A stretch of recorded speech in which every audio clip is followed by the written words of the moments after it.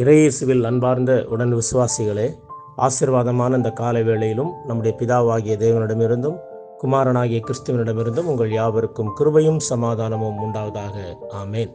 இந்த நாளிலும் நமக்கு தரப்பட்டிருக்கிற கர்த்தருடைய வசனமானது லூக்கா 1வது அதிகாரம் இறை வசனங்கள் 69 தொடங்கி 79 முடிய, குறிப்பாக 77வது வசனத்தை நான் வாசிக்கிறேன். நமது தேவனுடைய உரக்கமான இரக்கத்தினாலே அவருடைய ஜனத்துக்கு பாவ மன்னிப்பாகிய ரட்சிப்பை தெரியப்படுத்தவும் அவருக்கு முன்னாக நடந்து போவாய் என்பதுவே. அன்பார்ந்த தேவனுடைய பிள்ளைகளே, சகரியாவின் நாவு கட்டவிழ்க்கப்பட்டு அவர் உரைத்த புகழ் பாடல் ஆழமான சிந்தனைகளை கொண்டுள்ளது. பிறந்திருக்கும் தமது குழந்தை மெசியாவின் முன்னோடியாக திகழ்ந்து அவரது வருகையை எடுத்துரைத்து அவரது பாதையை செவ்வைப்படுத்த இருக்கிறார் என்பதை தெளிவுபடுத்துகிறார். அவ்வாறு வரவிருக்கும் அந்த மெசியாவும் அவர் மீட்பை தர இருக்கிறார் என்பதையும் எடுத்துரைக்கிறார்.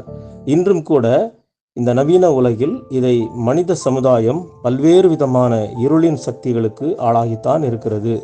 வெவ்வேறு விதமான இறப்பின் சக்திகளுக்கு அடிமையாகத்தான் இருக்கிறது. சுயநலத்தினாலும் பேராசையினாலும் பழிவாங்கும் எண்ணத்தினாலும் மனிதநேயம் மரணித்து விட்டது.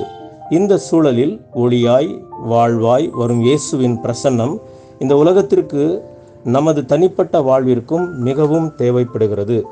எனவே ஒளியாய் வாழ்வாய் விளங்கும் இயேசுவை நமது வாழ்வில் ஏற்றுக்கொண்டு நமது வாழ்வும் ஆசீர்வதிக்கப்பட மற்றவர்களையும் ஆசீர்வாதத்திற்குள்ளாக கடந்து வருவதற்கு எல்லாம் வல்ல தூய ஆவியானவர் தாமே இந்த நாளிலும் நம் அனைவரையும் ஆசீர்வதித்து வழி நடத்தி காப்பாராக.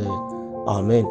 எல்லா புத்திக்கும் மேலான தெய்வீக சமாதானம் உங்கள் இருதயங்களையும் சிந்தனைகளையும் கிறிஸ்து இயேசுவுக்குள் காத்துக்கொள்வதாக. ஆமேன். God bless you all.